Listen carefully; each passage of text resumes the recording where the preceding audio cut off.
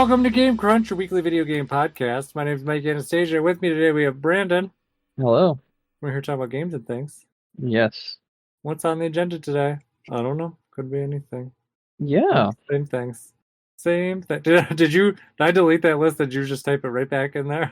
What are you talking about? No, I mean there's new stuff here to talk about. There's one new thing on this list, but I'm saying Persona 3 Yes. Infinite Wealth and Tekken 8. I swear I just deleted them right out of there. Oh, I mean I typed them back. Yeah, that's what I was asking. Yeah. So, no, obviously I see the next thing on there. Yeah. Yeah, that's new. And that's actually the only thing that we have not discussed this week, Yeah. last Yeah. week. So that means you get to go first. All Steam right. Best Demos. Yeah, so What are all the demos?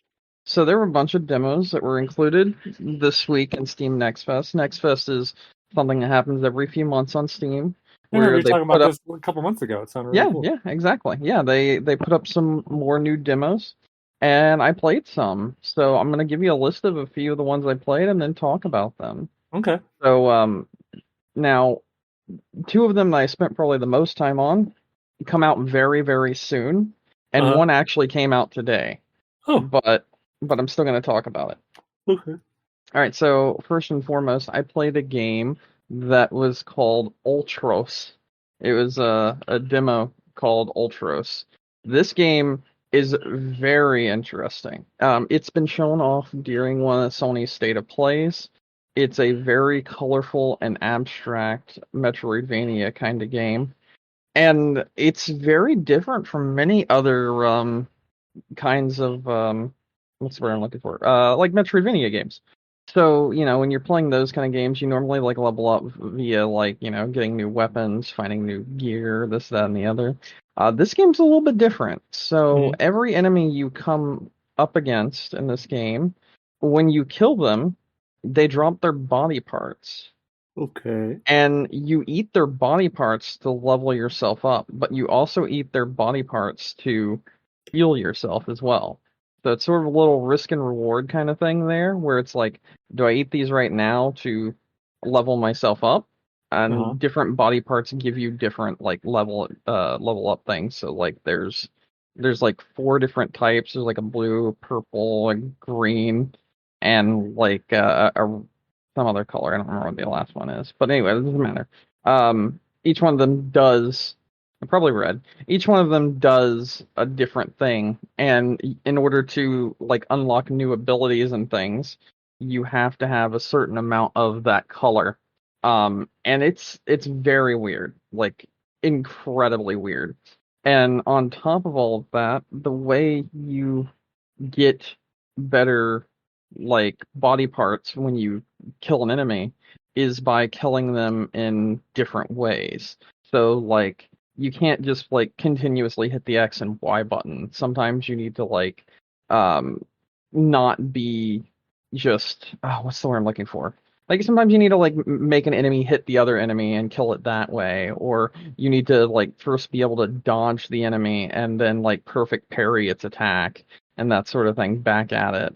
And Okay. that's the way you get a higher quality of like body part that you can eat, which gives you more XP that way, that sort of thing. Um, yeah, it's very weird, and I feel like the entire point of the game is just to be so abstract that it's incomprehensible. And at points in times, it does feel exactly that way. So I do feel like that's going to be a really big turnoff for a lot of people. But I think that that's what makes it such an interesting game, just in general. Now, this demo was like 40 minutes long, and you got to play like a decent chunk of the intro. And I really liked what I played, and it made a lot of sense the more I played it, like what the world was like and everything. But if you like look at the game, like from the get-go, it looks like an absolute mess of colors and shapes and just really weird things that don't really make a lot of sense when you look at it. But as you're playing it comes together more and more over time. And there's also a few other mechanics that make more sense as you continue, such as there's these like plots of land And if you get like a seed from like treasure chest or from like fighting a boss or what have you, you can like plant that seed and grow it, and then it'll grow and it'll be another like body part thing that you can eat to regain more health or level yourself up more, and so on and so forth. I don't know what the general reception of this is going to be, but I do think this is a very inventive and different game compared to many, many, many other Metroidvanias. Yeah, it sounds different. So yeah, that was pretty cool. I played that one. And then I played Pacific Drive, which comes out on my birthday on the 22nd. Pacific Drive is also a very interesting game. So it's like survival, like manage your your stuff and everything, but instead of like managing your hunger, you're managing your car. Okay. And what I mean by that is like you're trying to outlast in this place that you've been brought into out of nowhere when you were originally trying to like deliver something in your car, but then you got sucked inside this vortex that plops you out somewhere in this zone that's been basically locked off for a very long time because a lot of really weird paranormal and horror shit and things that can't be explained is just going on in there, and now you're kind of trapped there. The entire point of the game is to like get from point A to point B, but there's a lot of things when it comes to the environment that try to hinder you, such as like really weird storms and stuff like that. This is it seems like it's trying to be a roguelike mixed with a survival horror, and like there's also survival elements, obviously.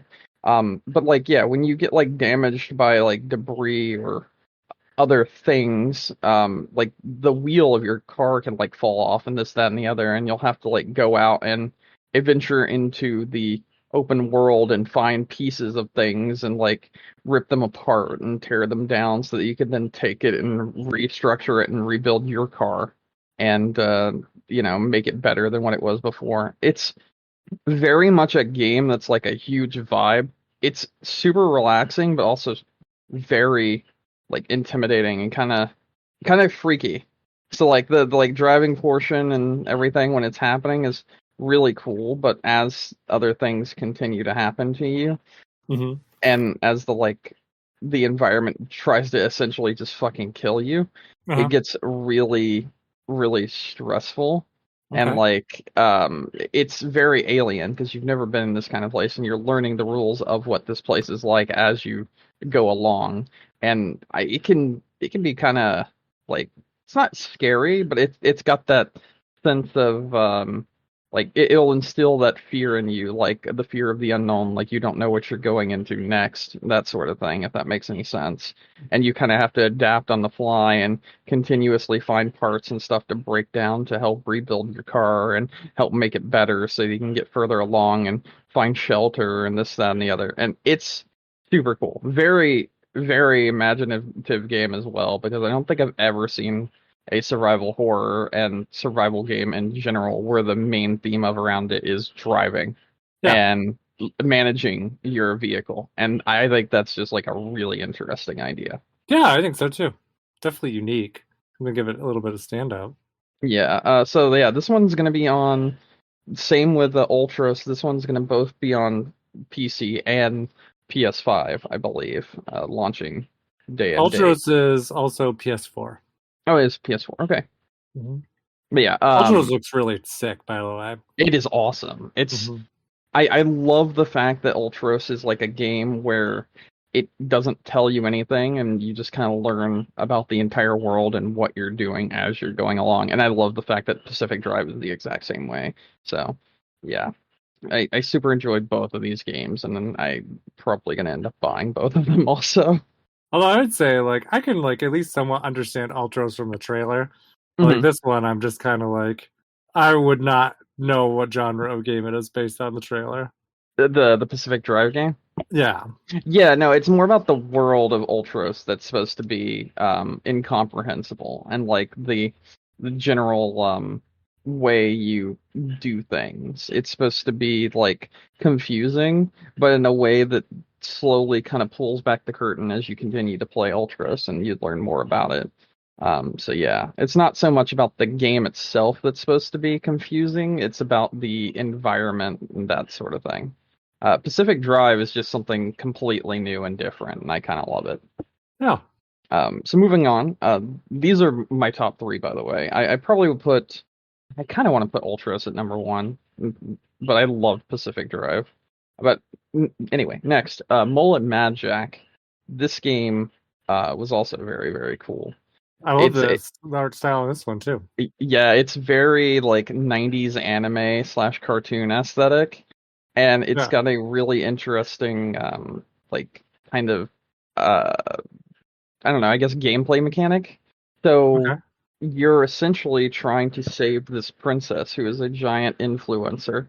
And you are a guy who lives inside the internet now. And Okay. in this world, everything runs on adrenaline and dopamine. So the more people like what you're doing in the game, the Hmm. longer you get to live. You only get to live for 10 seconds unless you're constantly doing something rad, basically. So you have to continuously kill enemies in inventive ways. Not really inventive, but different ways. So, like, you have to just brush through this maze of floors killing enemies, and like the more enemies you kill, the more your timer goes back up. So think of something like Outrun, but instead of like trying to keep your car going, you're trying to keep yourself going, and you can only do that by killing enemies. So you have to do it like really quickly. So if you play on the normal mode, it's 10 seconds. If you play on easy mode, it's 15 seconds. And if you play on the hard mode, it's 7 seconds. And you Okay. have to work within the constraints of that to get through a series of floors to get to where the person is being held captive. And every 10 floors, there is a boss battle. You can interact with the environment, so like you can kick enemies into like soda machines, Hmm. and it'll like destroy the soda machine. Okay. And then you will get soda, which can regain your health, Makes sense. and you can like kill enemies like by kicking them into fans or like electric panels and that sort of thing. Hmm. And each floor you go up, there'll be a modifier that you get to pick between. So like three modifiers at the end of that. And like the that really changes up the dynamic of the game as well. So like you can get like a different kind of weapon. So like you can get a katana instead of a gun, or a shotgun, or a sniper rifle, or an SMG instead, or you could augment those with like better ammo or the ability to ricochet off of enemies when you shoot them. So now, or even every time you kill someone by shooting them in the balls, you get 1 extra second of life. Like this is Hmm. like all different gameplay mechanics that you could get, but each floor it's random, the three you get to choose between, but you only get to choose one. So, as you probably already guessed, this is a roguelike. But I think this is a super fast-paced roguelike that really works, and it also works in the confines of like the plot. So, continuously having dopamine pumped into you because you're being live streamed and people are seeing your killing spree as you try to go and save this person, makes it so that it makes sense that, oh, every time they like the stream of you killing people, it's your health that keeps you alive longer, and you're essentially putting on a show for the people that are viewing it, and those people are the only ones that are making you stay alive at this point in time. And I think that's a super interesting concept and like really fun. And it's very fast paced. So even though you are doing a lot of the same thing, because of how fast paced it is, it doesn't get boring. Okay. And I think it's like very fun. So don't know I when love the this art one's coming style. out, It's but really like this cool looking one's game. super fun to play. I probably went through this one like 3 times because of the fact that each floor is randomly generated, so you can just keep playing it over and over Yeah, I get a again. little bit of something a little different every time. Hmm. Yeah. No, that is a cool game. The art style reminds me very much to like very like Wolfenstein kind of Doom kind of Very much. That's what they're going for. Have mhm. you ever seen a movie called Cranked with Jason Statham, where like his heart's going to explode, but he has to continue like doing things to like keep himself alive? It's like No. very tongue-in-cheek. It's a really good movie series. Oh, that's what this game reminded me of, basically. Yeah, no. No, Yeah, it it was. looks really cool. Yeah, and then I guess I have one more demo that I can talk about. I played a few others, but I only think the only other really interesting demo that I played was called Mouthwashing. And Okay. this one was interesting because of the general plot point. So Mouthwashing is a survival horror game where you exist on a spaceship trying to transport a series of items from one planet to the next, but there has been a horrible accident, and the original captain of the ship has been pretty much mutilated beyond all recognition, and he's being kept alive um, by like painkillers and this, that, and the other, and your nurse that's on board, and now you have become the captain of the ship. This this entails that you have to like find some way to get you guys back home alive safely, and it's not working out so well. So Okay. the entire like demo of this has you finding out what happened to the ship and the crew and everything, and learning a little bit about the character you're playing as. It then kind of culminates in the end by finding a thing like a huge supply of mouthwash is what you Okay. guys were transporting this entire time. The mouthwash Okay. contains 14% ethanol. So you and your crew decide that you are going to drink it because we're going to die soon anyway because we're running out of oxygen and we're running out of food. So why not be completely fucking hammered and at least enjoy ourselves before we die? This is where the game kind of flips the script because when you do end up drinking it and the rest of the crew end up drinking it, you then realize that you've been playing the entire game out of order and the whole game's just kind of been fucking with you. Like, is any of this actually real? And is this Mhm. like a hallucination brought on by whatever the fuck was actually in the mouthwash? And that different scenes that you had been playing didn't actually happen and they were like your own kind of interpretation of something else that happened. So then the game kind of leaves it up to you, like what actually happened here, what's actually going on, and it's very, very abstract, and it's a horror game designed to look like it's from the PlayStation 1 era. But it's very interesting because like you're being interviewed at the beginning, and then at the end, after you've drank the mouthwash stuff that you find, you then wake back up and you're back at where they were telling you the last of the interview questions and everything. And then it's kind of like you kind of had all of that stuff happen in the series of like a few seconds. And it's like, is this real? Is this not real? Am I going crazy? Is my captain actually dead? Am I still on the ship? Are we still like running out of oxygen? Are we still going to die? You know, all this stuff is going through your head, and it's very, very trippy. It's a very weird and like left up to your kind of own interpretation of what's going on in this game. And I don't really know what they're going for here, but I do think that it seems like it could be a very interesting and like surreal survival horror game. So I'm gonna Well, I keep an can eye tell you, I on have this no one. clue based on that video.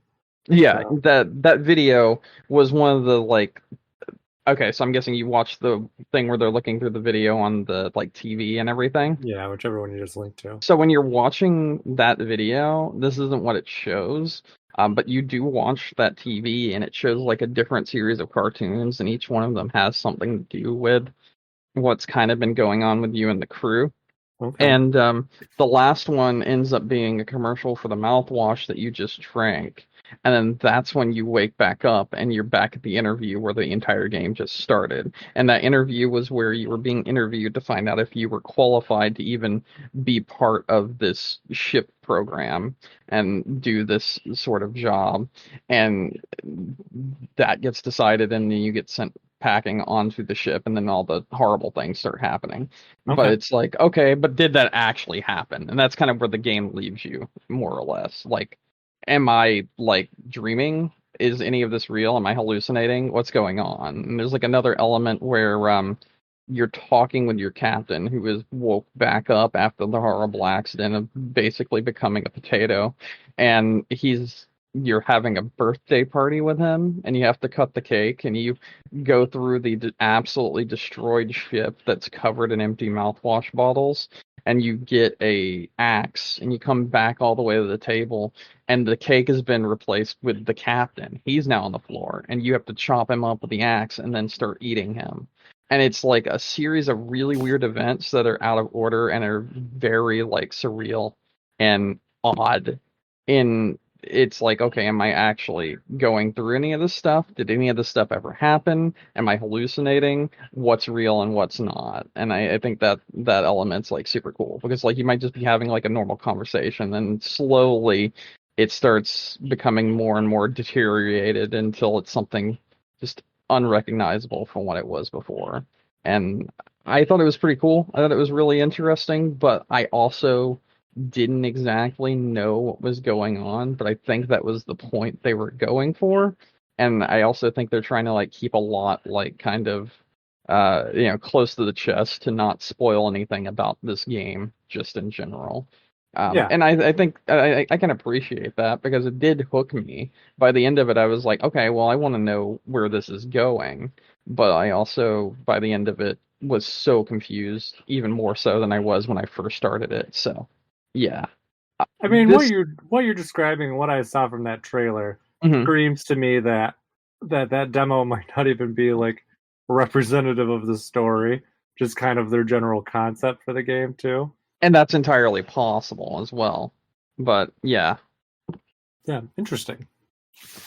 yeah. So I look forward to finding out more about this one whenever that one comes out. It says Q1, so it should be soon. Yeah. But yeah, those are some of the demos that I played, and Okay. I enjoyed my time with them all, basically. So Yeah, they all sound really good. I probably got like 3 or 4 hours worth of gameplay out of all four of those combined. So it's like that's a pretty healthy chunk of time for some demos, essentially like an hour a piece. Yeah, So yeah, yeah, sounds very reasonable. yeah. I love these Next Fest things that they do because it really does show a bunch of different games that sometimes you wouldn't even think about. And there's like plenty of games. I didn't even play the like top games because I wasn't interested in them because they're multiplayer and I was like, Mm. I'm just kind of in a single player mood essentially. So Yeah. I basically just played like the single player games that interested me. Hmm. And I mean there's quite a few other ones here. There was like a Monopoly game with online multiplayer that it has like card and online PvP and this, that, and the other. And it looked pretty interesting, but I didn't play that one because I didn't have any friends that wanted to like try it out. Tribes 3, if you remember the series Tribes, Yeah. there was a sequel to it, and it was part of this demo, like event basically. Um, there's a new game called Children of the Sun that's being made by Devolver Digital, where you play as like a sniper, and each time you like fire the bullet, you're able to then transfer the bullet from one enemy to another. So like you control the bullet essentially, and like when the bullet goes inside someone, you then can like use your environment and puzzle solving skills to find another way to hop from that person that you just shot with a bullet to another one and so on and so forth. It's called a tactical puzzle shooter, and that one's pretty cool, but I didn't end up playing that one. Yeah, there was a lot here actually, like a ton. Sounds like it. Um there was one game I was looking forward to, and I'm actually very glad I got to play the demo. It comes out tomorrow actually, called Hellskate. It's a game that's a cross between a roguelike and Tony Hawk. Okay. And I really wish I could tell you that it worked well, but that demo was so bad that I ended up uninstalling it and removing the game from my wish list. Oh. I was very let down by it. It just didn't it felt a little too jank to the point where like when I was losing my runs, it didn't feel like it was my fault. It felt like it was the game's controls fault. And it Yeah. wasn't like, oh, I'm just pitching a fit because I'm not good enough. It legitimately felt like the game was fighting me most of the time, and I didn't enjoy it, so I ended up removing that one. I really hope they can do something to make that one feel more smooth and like fluid to play.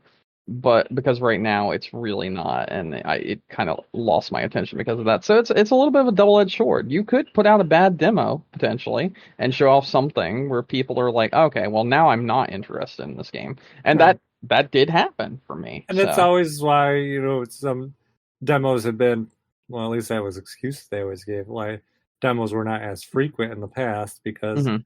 that double-edged sword. Be like, well, but we're making this demo. It's usually months before the game comes out.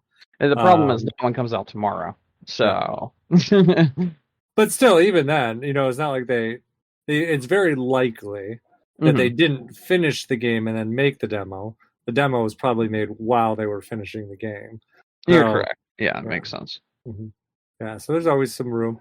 I mean, usually demos aren't like a huge priority, so you might see, an uptick in quality with the final release. But I mean, or maybe it'll be something they'll polish after release. Who knows? Yeah, I mean it's releasing in early access, so that's why I'm waiting for it. I'm gonna Oh keep an yeah, eye so on it. it is a huge fucking demo. Yeah. Yeah. So releasing it in early access 2 days after your demo is up is kind of like, I think I'm just gonna have to wait on that one, you know? Yeah. 100%. But yeah, out of all the ones I played, like those first three that I described were really fun and super interesting, and I will probably end up buying them in the next couple of weeks because Pacific Drive, like I said, comes on the 22nd on my birthday, and then um, Ultras came out today. I played the demo a few days ago though, so Mhm. yeah, I really enjoyed my time checking out these new upcoming games, and I had a lot of fun with them. And I played some other ones that were like smaller, like way smaller demos that I don't really feel the need to talk about, but they kind of gave me an idea of what to look forward to in the future and maybe some general trends for like gaming in the future. And I thought that was kind of cool. Okay. So yeah, Yeah. there you go. Okay. I could talk about my other three games also kind of quickly. Okay. So I the reason I put Tekken 8 back up here, and this one is probably the one that I wanted to talk about the most. Hmm. My buddy ended up buying the game, and I got to play some online multiplayer in Tekken 8, and it was really good. It was a lot of fun. Okay. So, doing that was very enjoyable. The training my ghost, which is kind of like training amiibos, if you remember in Smash Brothers, where you like train Yeah. Yeah. them Yeah. Yeah. based Hmm. on like you fighting them and them like kind of getting higher level and this, that, and the other. And yeah, and that was kind of like I trained my ghost so that even when I'm like not online, he can fight against my mannerisms, which kind of gives him a way to train against me and me to train against his ghost. And I just thought all that stuff was super interesting and really cool that they did that with like the AI of this game, and I really enjoy that aspect of it. And then on top of all of that, I went through a lot more of the arcade game mode where like you go from arcade to arcade. And I really like that as well. I really like fighting different people and collecting their treasures that they have, which allow you to like dress up your characters. But I do have a few qualms with the game, which I found out some stuff about it as well that I'd like to share. Okay. So in the online mode, there's very little customization, but they're still there and it's like enough, but like it leaves a lot to be desired. It feels very half-assed, and that's because the director of Tekken just didn't want any customization in the game to begin with, to be completely honest. He was like, I'd rather just the characters stand on their own as they are in the first place. And I'm like, okay, I get that. I see what you're doing here. And there's enough here that makes it interesting, but it really kind of hinders the online a bit because there's this big open like kind of world in the online space, but there's no reason to be there. So there's no point. So it's better just to open up a random room instead of going into this open online space that's like a hub world where you can like go and sit down at different arcade cabinets using your avatar and like play against different people. And you can have like four people in a row sitting in these arcade cabinets, and then you'll swap between the four of them and play against each other, and the other two can like watch the games that are going on. It's like that's really interesting and all, but it's just not enough there that it matters. Like I can't really customize my avatar enough for me to really care about any of that. Yeah, So at that's the end of the day, I'm just like, whatever. And there's no real reason to do the avatar hub world thing when I can just play online multiplayer, normally like you would. And that works excellently. It's really fun, super enjoyable, and like it's just great overall. And yeah, basically what I'm saying is Tekken 8's a really good game if you just want a really fucking good fighting game, okay. essentially. So Good. yeah. And that's essentially what I wanted. And when my buddy bought it, I ended up putting a lot more time into it because we've just been fighting each other. After creating like new characters, we've just been essentially fighting each other. So yeah, very fun. Persona 3, I put more time into that. I listened to the entire new soundtrack, and the new soundtrack's actually fairly good, and I've kind of taken a liking to it now, whereas I was very indifferent slash even somewhat annoyed by some of the changes initially, but I've come around to it now, and I actually quite like it. So that's the only thing I really have to say about Persona 3 is like it's a really good game, and you should play it if you liked Persona 5 you should play my favorite, which is Persona 3, because it's on Game Pass. I will at Uh, some point. That one's definitely on my like to-do list. and then the last thing is Infinite Wealth, and holy shit, the story of this game has taken like quite a turn. This is without a doubt my favorite Yakuza game now, like just easily. It is so fucking good, and what I had to do in the last chapter that I played was probably the most soul-crushing thing I have ever done in a video game. Hmm. But like because of how well made it is and how well written the story is, it was just like it was incredible the way they did it. So, yeah. Um Infinite Wealth, 72 hours in. I still have 5 more chapters and this game's fucking awesome. So, there you go. Okay. That's it. That's me. That's what I played. That's what I did. All right. Well, I mean, my stuff I've been playing is far less exciting. So, what do I have on there? I finished up a little bit more of another code. I'm done with that first game. I figured out that stupid thing I couldn't figure out last week, and it just pissed me off because it was so dumb. Um, and it was exactly like I thought it was last week, where it was I had everything I needed. I didn't need anything else. Game just wanted something very specific. I was able to figure it out on my own, and it was stupid. Um, so I hate it. I hate it when adventure games do things like that. So, but it was fine. It wasn't any big deal. So I started on was the second game now, and at least stylistically, it's very similar to the first. So, uh, not anything extra to stay on there. Just we'll update it later down the road. Otherwise, I haven't been doing too much exciting right now. Still kind of waiting for Mario versus Donkey Kong this week, so looking forward to that. It's also supposed to be a big news week this week, which we're talking about again in news. Not because it's happened yet, but because it's supposed to happen. So we got that. What else did I play? Still kind of dabbling in Tales of Symphonia. Hmm. Um, did my favorite thing where I was like, oh, I beat a really hard boss battle, and then promptly didn't save, and then died, and then was back to my save before the hard boss battle. So that's back on pause again. So that was annoying. Um, what else? I feel like there was something else that was kind of remotely exciting. Oh, there was a. Oh, there was a. I did watch a really interesting. Did you know gaming this week? That Hmm. was they're talking about the. I forgot what it is. The Satellaview. Oh, so that is what it is. The Satellaview. That like Okay. satellite add-on for Super Nintendo that was available in Japan. So they did a video about apparently there was like special like F-Zero events for Satellaview.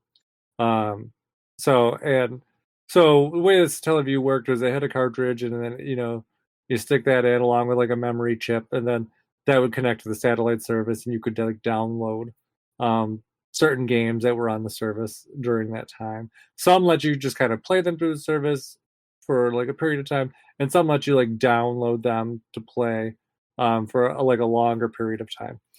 So where I'm going with this was So that's how we've gotten a lot of like the Satellaview stuff that's come out over the years. People just still kind of had lingering files on their old cartridges, and then they were able to be ripped and kind of done that way. Okay. But what's interesting about the F-Zero one was, so they did two different F-Zero events. I forgot what they called them, but so basically two different ones. The first one was able to be preserved, and they had like the full things for it. So those ones are available online. Second one, not so much. They've not found like a legitimate copy of it yet. They were even saying in the video there's like a bounty of like $5,000 for anyone that can Oh wow. recover. Yeah, that can recover like an old cartridge with this second F-Zero event on it. But interestingly, while they've not found a cartridge with it on it, they found someone who actually recorded the whole thing on like VHS. And so I guess someone actually went through and basically frame perfect recreated it. The entire like second F-Zero course. So I thought that was super cool. And they were talking about too, it's not just the like the actual track design that they like recreated, like it's the backgrounds and everything. Hmm. So I guess they just had painstakingly recorded this off of a VHS recording. Looks really good. They like showed side by side. Like I would not be able to differentiate, aside from like the better resolution, how much better it looked. But it looked really cool. Um, so that was all really neat. I thought that was really cool. I did play a little strangely. I don't know if it. I think it was actually vice versa. But I actually ended up playing a little bit F-Zero 99 this Okay. week too, because I was like, oh, I'm just kind of in the mood for this. I played a couple matches. I got to try out that new F-Zero mode where it was like you can play with like 20 people, and it's just kind of like a 5 course thing, kind of like a normal game. Um, and that all worked well. Nothing too strange or weird there. Okay. You can see though, and I remember it was you or Nick that mentioned this recently, but definitely like the player base has thinned out a bit. So before last time I played it, it was definitely like 99 real players. Now it's like 40 or 50 real players, with the rest being filled in by computers. And whichever course I played, one of them came up and it just was like it was really easy to launch yourself off the tracks. Hmm. And so I ended up being like in last place, but like very safe Mm. because so many people had launched themselves off the track and destroyed themselves Hmm. that like I was in last place, but like had like a huge cushion for being eliminated because so many people had gone off. Um, so it's interesting. Still a lot of fun though. I like the F-Zero 99. So that's nice. Okay. Did I dabble in anything else this week or anything else kind of exciting to talk about? No, I did another escape room. That was fun. Mm. Have you ever done an escape room before? I have not. So this is what I've realized. Hmm. Anyone who plays any sort of puzzly video games probably decently equipped to do an escape room. Okay. Like the puzzles in real life, not too much different from the puzzles in a video game. It is kind of like, where these, you look at everything in the room and you're like, was this planned to be here as part of decoration, or is it planned to be here as part of the puzzle? Like you're going through and kind of like evaluating everything. Is this a clue? Is this something I need? Yeah, so I don't know. I really kind of like it because you're the one that we were in this week. Actually, was kind of cool. It was like a multi-room escape room puzzle, and the first one we were in was kind of just very. It was supposed to be like a quote unquote operating room, but it was like a carpeted room with some like weird stuff in it. It didn't look like an operating room remotely. It didn't even look like an office room. It was just kind of a weird space that they turned into this escape room. This one was like a pawn shop one, and it looked more like a pawn shop. And they had some really clever, like interactive puzzles. Like I started, we started the thing, and there was like a sign that was kind of just left on the floor. And when you pick it up, it releases a lock and opens a window into the next room, and you can see that, and you can use stuff that you can see to kind of help dictate some of the puzzle stuff. So that was cool stuff. I actually really liked it. And even one of the puzzles too, we were trying to figure out like because a lot of the puzzles usually relate to like locks. So I would say in all the escape rooms I've been to, usually it's kind of there's lots of like padlocks, either number locks letter locks, directional locks, basically any kind of like lock you can imagine, probably in the escape room. So they do lots of kind of clever things like that. So you're kind of looking through and trying to figure out like, okay, what numbers can I get from this? One of them though, it was a 4-digit lock, and we were using these coins to kind of sort through the lock, and I'm like, there's got to be a fourth coin, and the one guy was like, oh no, there's no fourth coin. Like I opened it myself. I'm like, no, we're missing something. There's 3 coins. It's a 4-digit lock. We're missing something, and then they ended up asking for a hint because they give you like a limited amount of hints.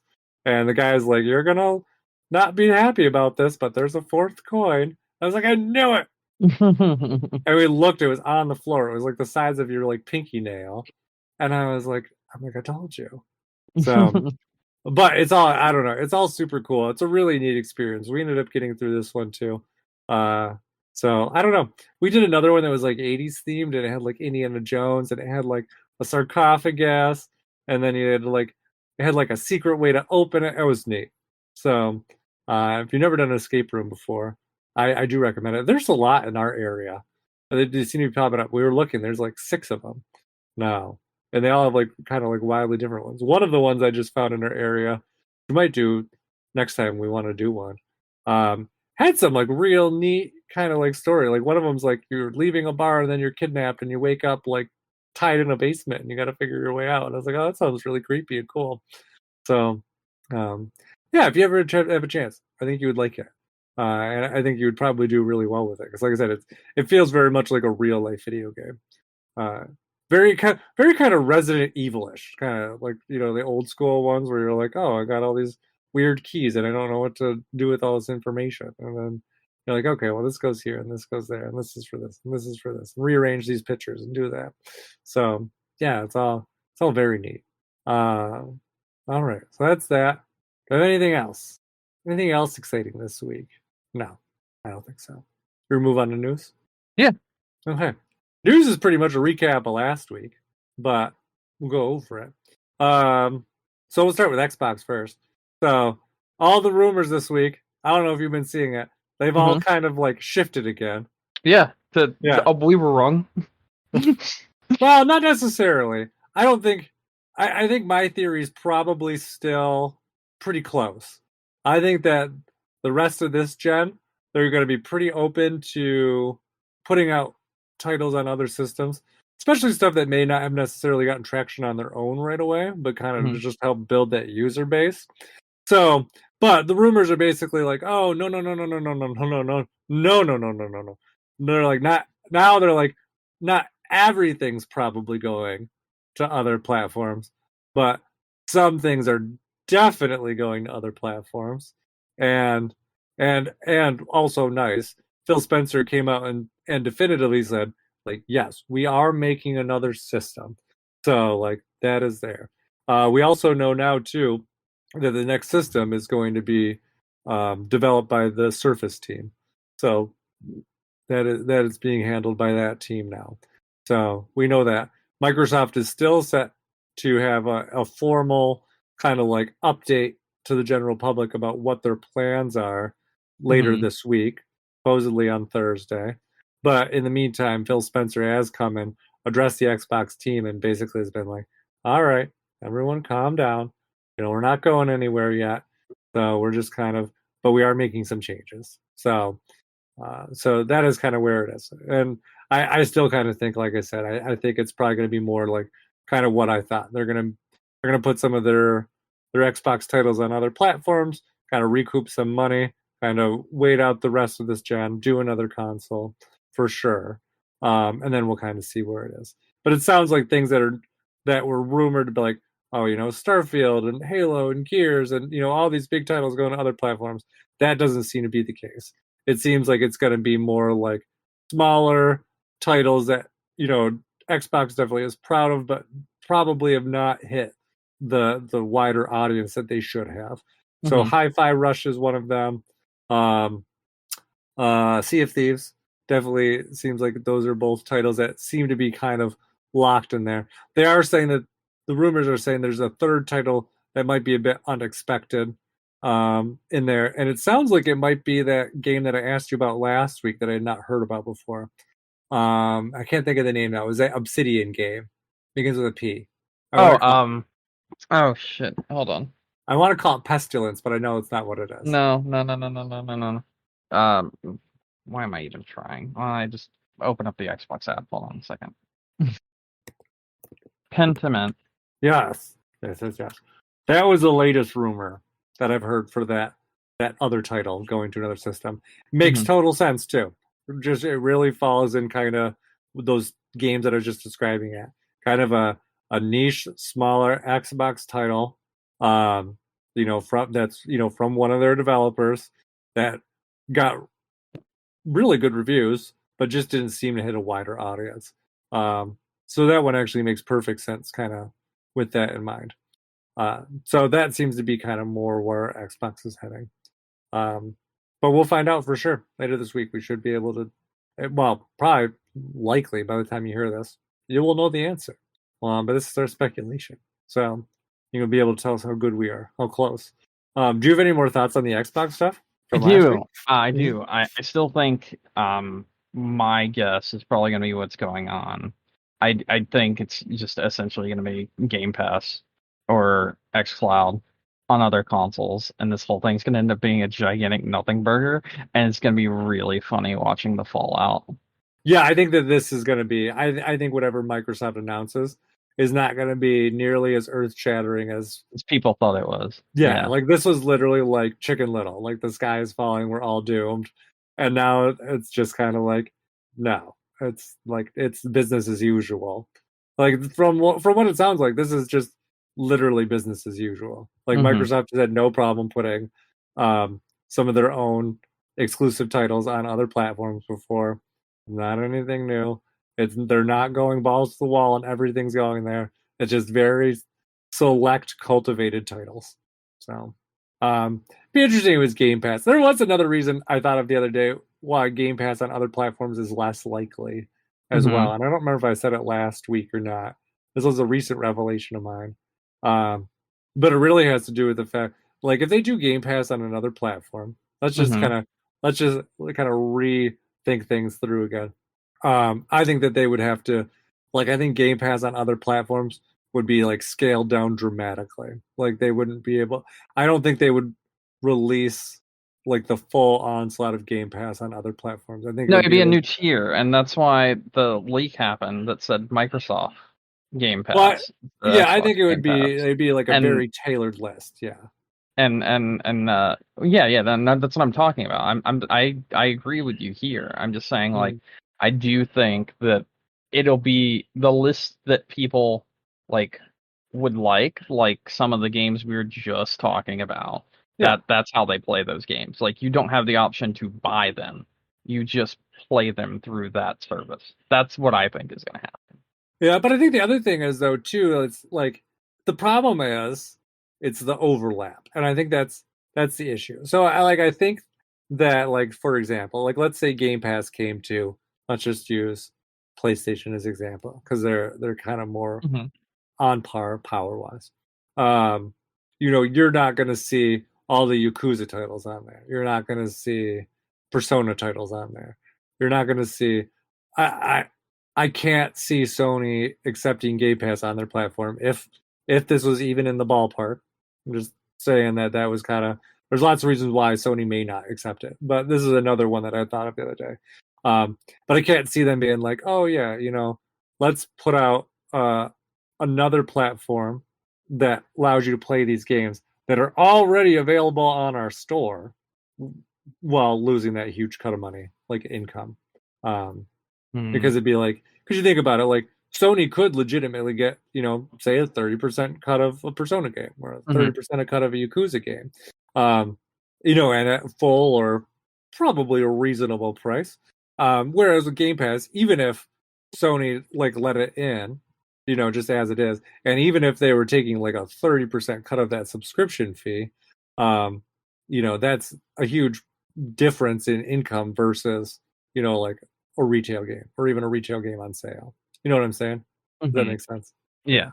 So Just kind of another thing. So, I mean, I could see Microsoft, maybe tapering down that list and be like, hey, you're playing on Xbox, you have all this stuff. You're playing on PC, you have these titles available. You're playing on PlayStation, you have these titles available. I could see him going that way and kind of more like cultivating that list to be like specific things that aren't gonna, maybe on PlayStation and Switch, if they did a service like that, it would be limited to like Xbox developed titles. But who knows? This is just kind of spitballing because we really don't know anything in that regard. But I definitely can see that as being something that would be a goal of theirs to have that service available. So, yeah, I don't know. Any other thoughts on Xbox? No, but I do find it interesting that they're giving us all this information through a podcast. Oh, are they? I didn't see how they were Yeah. doing it. It's Okay. a podcast on Interesting. Thursday, Uh-huh. where all three of the heads of Xbox will be on said podcast Interesting. to address the rumors. That is a very strange way to do it. I don't know. Yeah. Okay, we'll find out. I mean, it's I can't think Certainly of any a thing. It'd be like if fucking Phil Spencer came on here and was like, all right, so this is what we're doing with Xbox. Yeah. Well, and sometimes it's happened in the past, with E3 where like execs would come on and on some of the podcasts that are recording there, like I can't even think of the ones. I believe it's their own official Xbox podcast, I which figured that much. doesn't Yeah. actually like ever really do podcasting that much. Uh-huh. And now they're like doing a podcast specifically for this. Hey, whatever works, I guess. There's probably a reason. They probably have a lot to say and thought that would be a nice way to do it without having it gives them the opportunity, I think, to talk more. Yeah. But it's also, I think, it's in the grand scheme of things. A, you're going to have the news outlets are going to go through and boil things down anyways. They don't really have to worry about that. A, B, there'll probably be a press release alongside of it. Yeah. And C, I guess it gives them really the opportunity to say what they want to say in an edited format, because they can go through and they don't like something they said, re-edit it or scratch it out or whatever. Yeah. Without necessarily having to have so much time in the process setting. Podcasts, I think, are faster than video. You don't have to have the video content, on the same side of things. Yeah. Do the presentation side, so they can really say what they need to say without being like, and here's a slide showing you. Yeah, exactly. So interesting. I can't think of any other significant video game news that's really been unveiled in podcast form. Yeah, me neither. Okay. Yeah. It'll be interesting to see how this goes down. Who knows? Maybe this will be Microsoft's new thing. Yeah, I mean, it could work. It could work. I don't know. Yeah, we'll find out. It could also be awful. Yeah. Could it be horrible? It could be either. We'll find out which one it is soon enough. This will probably be just enough. I think that's probably... Yeah, I was gonna say it'll probably end up somewhere in the middle where it's just like, all right, fine, I get it. All right, yeah. we done now. Watch, this will be like a 6-hour episode. But like, we really had a lot to say, guys. Like, oh geez, yeah, no, that would be interesting. Okay, I don't know, that's interesting. I think the podcasting's almost as interesting as the news itself. So yeah. All right. Only other thing I had to talk about this week was just kind of the continuing developing Nintendo Direct rumors. Yeah, which is now rumored to be on Thursday and to be announced tomorrow. Yes. The same day as the Xbox podcast. Yes. Yeah, that is the current rumor at this time. So, listeners, you may already know again the answer to this one. But yeah. So actually, we'll know the answer to both the Xbox and the Nintendo Direct thing. Yeah, so this segment might just be moot to you, but hey, who knows? Maybe you'll glean some interesting analysis here. I don't know, but yeah, so that is a rumor. So on top of that, it's also rumored to be a partners direct. Well. So, and the reason being, so there's been, I don't remember if this was new this last week, or if we had this to talk about prior. But currently the rumor is that this week will be a partners direct, or I did see one insider, whatever, leaker person suggest that it's also possible it may be just like primarily focused on third parties, but not necessarily excluding first parties. But regardless, the third party, the not first party titles is the biggest focus in this direct, supposedly. And the reason being is that because a lot of first party development is on Switch 2 or whatever the Switch sequel is, and that is going to be unveiled within the next month. So first party announcements are being held for that. Makes sense. Because obviously that's primarily where their focus is. We've talked about the Switch announced titles from first party so far, and aside from Princess Peach Showtime, everything else is not a new title. Everything else is a remake, and they've announced enough remakes at this point that the Switch is busy with remakes until like basically the first part of summer. So there's there's no need for them to rush out and announce things. I don't think it matters also because of the other rumor about the Switch 2, which is the backwards capability supposedly being on par with like Xboxes, where it will automatically update like prior games. Like you have games that are going to run better because it's on the Switch 2, like without a patch, that sort of thing. So I don't know if it's been changed. I saw this like 3 days ago. I'm not sure. No, it's okay. I was gonna say, so that seems to be TBD. So I've heard kind of mixed on that. Okay. So what they're saying so far is definitely seems to be consensus on backwards compatibility. Definitely seems to be consensus on enhanceability. Okay. But the question is, to what degree? So I'm just going to say right now, if your Switch games that you've had since 2017 don't transfer over to your Switch 2, Nintendo shot themselves in the foot. Well, no, I've not seen anything that says there are games that would not do it. I know. I'm just saying, if there are, that is definitely like that's an awful idea. Yeah. So the question seems to be more so, whether or not whatever the next thing is, if it's going to enhance automatically. Like because there is extra power there, is it going to take a game where maybe the frame rate's not locked and let it kind of play it like higher end, like those kind of things. The default, like, is it going to play up to that, or is it something is it going to be enhanced, but only if the developer opts into it and releases a patch for it? No, we don't know. I think it's kind of more of the bigger question. But yeah, obviously there's a lot brewing there on that front. Obviously, it is in the very immediate future. So we should know again about that very soon. And it seems like my bold prediction, probably true. So, which was Switch successor will come out in 2024. Oh yeah. Yeah. I still think it's going to be early 2025. I think if they're announcing it in March, definitely this year. I don't think you announce it in March and then have it come out next year. We'll see. If you were going to wait till next year, I think you'd wait until, holiday time. Shore it up then. Unless they're trying to get ahead of bullshit rumors because they've already sent out the dev kits and everyone has it and they're already making games for it. So the best way to contain something like that is to give information directly, which is my thoughts on the entire thing. Also possible. Although Nintendo, they're just kind of like, whatever. They blatantly have like lied to our faces before. Yeah, that's true.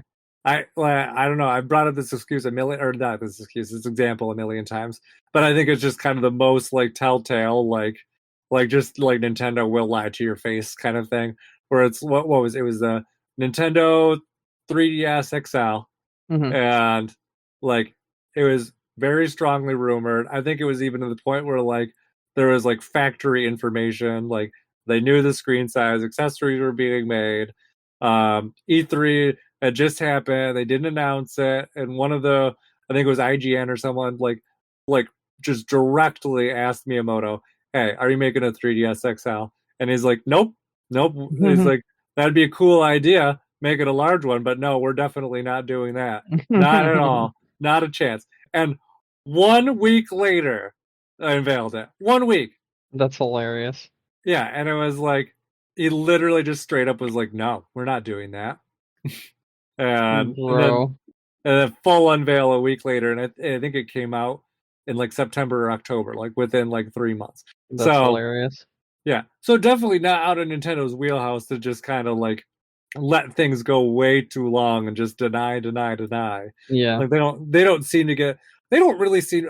I feel like as opposed to like the other companies, they don't seem to. They have lots of rumors surrounding them because you have people making up shit all the time, but they just don't really care. They don't seem to address them. They're just like whatever, it's there, take it, leave it, we don't care.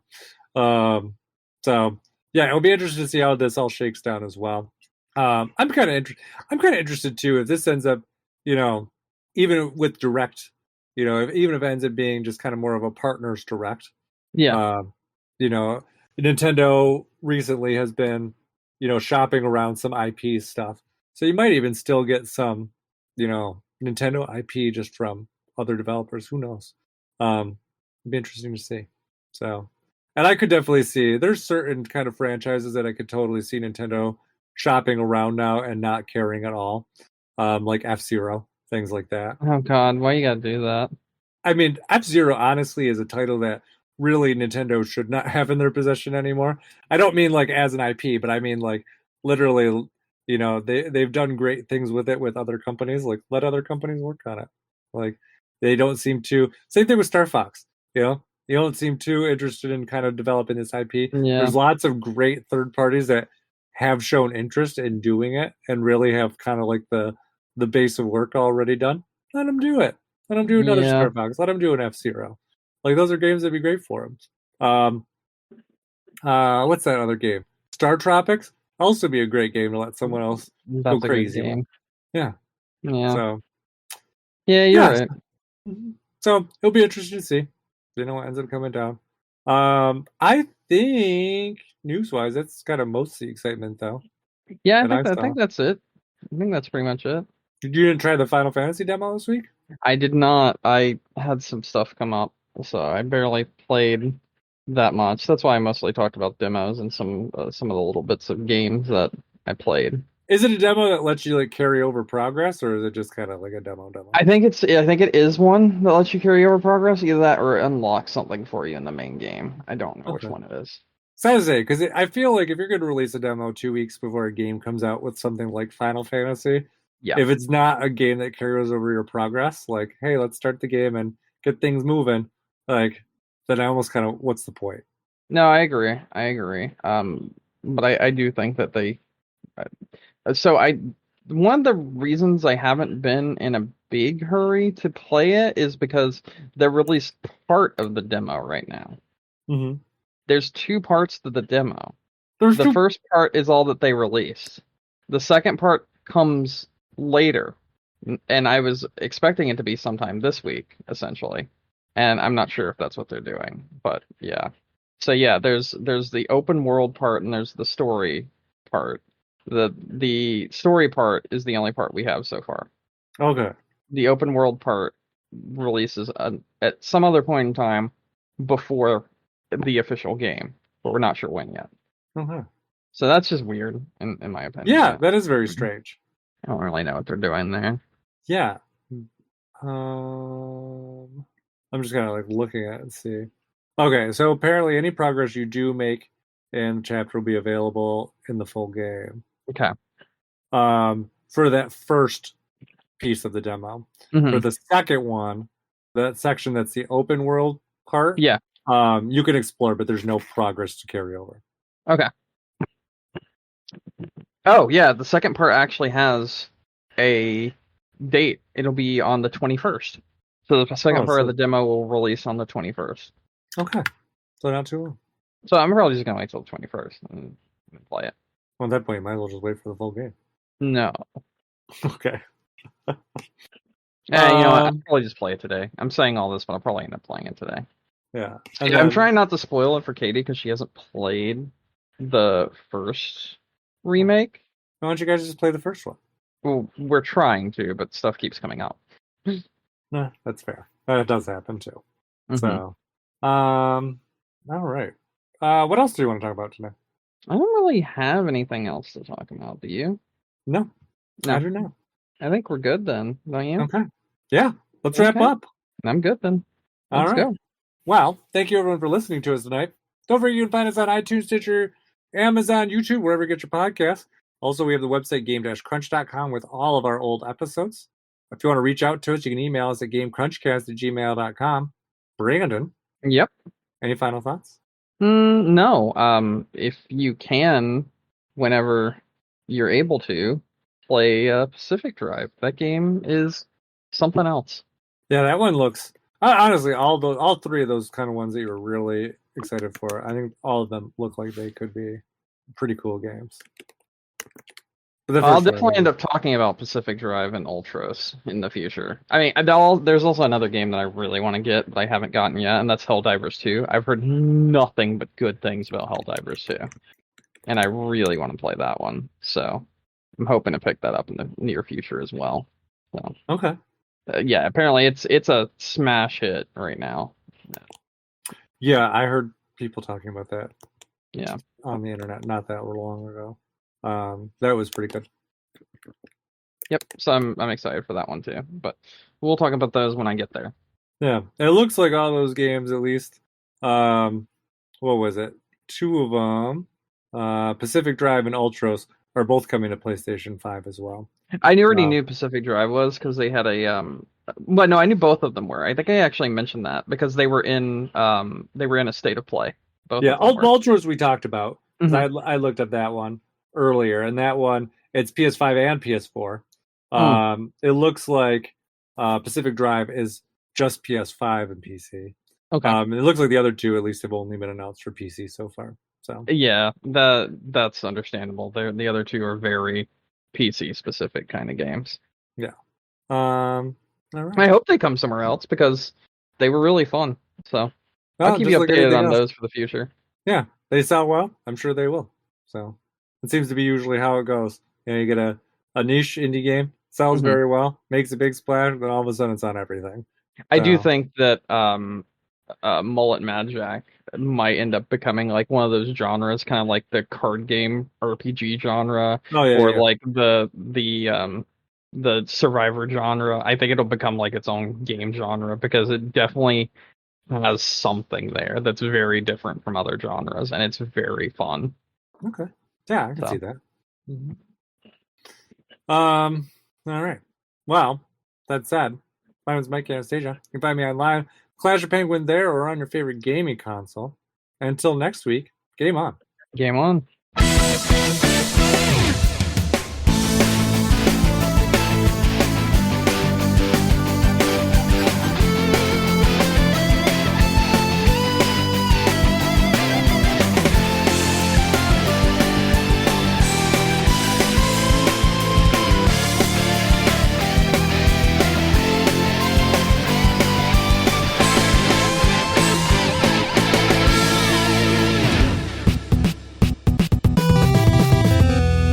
Actually, so I meant to ask you last week, and I forgot. Did you watch that Paramount Plus commercial I put into the Facebook chat? Is it the one with the Patrick Stewart? throwing Arnold? Yeah, I did see that. I fucking died. I loved that. It was a great commercial. Yeah, I was just whoever thought of that, just absolute genius. And just like Patrick Stewart telling Drew Barrymore to shut her face. Drew Barrymore, shut your face. And then he throws Arnold into the mountain anyways. And it was just great. And then they look at Peppa the pig and be like, if only we had some pig skin. Oh. I love it. Oh, it's just that is a masterclass commercial. And I'm just so surprised it's for a streaming service. They're just kind of like, hey, well, we got all these just random things. Let's just do it. Okay. Yeah, that was great. I didn't watch it, but apparently the Nickelodeon coverage of the Super Bowl was excellent too. Yes, so I think I've mentioned VTubers enough time that you at least get a general idea of it. Yeah, that's what they did with Patrick and SpongeBob. Oh, really?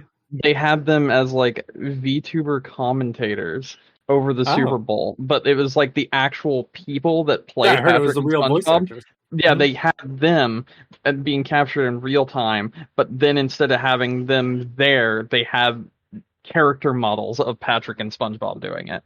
That's great. It was a very interesting thing and weird thing to do. SpongeBob, since the whole thing was unscripted, actually made a joke that was really, really funny and really pretty fucked up. It was like first and 25 or some shit like Uh-huh. that, and he's like, "That's that's Leonardo DiCaprio's dating demographic."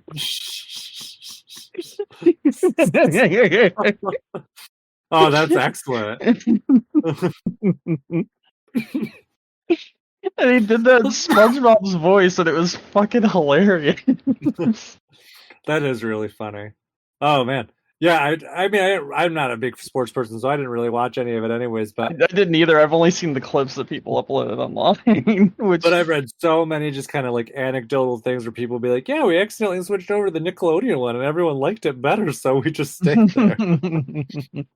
And then I was kind of like, why didn't they ever do this before? I'm actually kind of legitimately surprised by it. It seems probably like has something. something to do with the technology, honestly, Yeah, because I bet like, that's got to be part of it. It's probably with what they have with the VTubers, probably just makes it so yeah, much easier now. Yeah, exactly. So yeah, there's that. yeah, yeah. Okay, I'm glad you watched that commercial because I meant to say something last week and I was like, fuck, I'm like I forgot. I was so excited about that commercial. Hmm. Um, that's it. That's all I got. I don't think I have anything else. Yeah, I So think I'm good. I'm gonna go eat because I'm me hungry. too. Same. All right, see All you right, I'll talk to you around. next week. Yeah. All right, bye.